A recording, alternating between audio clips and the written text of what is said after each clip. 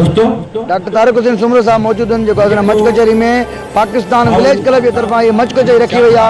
Doctor साहब सां ॻाल्हि ॿोल कंदासीं। अस्सलाम वालेकुम। अदा वालेकुम सलाम।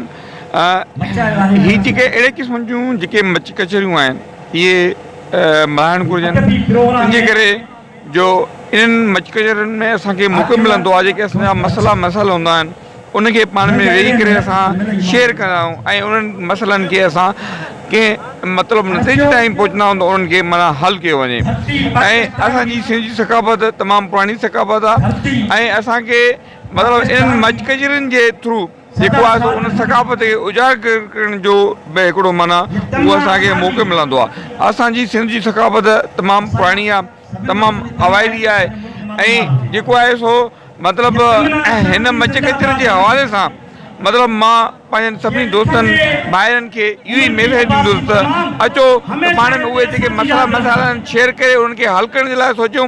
जीअं असां सिंधी बाशऊर क़ौम आहियूं, पुरअमन शहरी आहियूं, महिमान नवाज़ मतिलबु क़ौम जो असां हिकिड़ो पार्ट आहियूं ऐं पुरअमन शहरी आहियूं।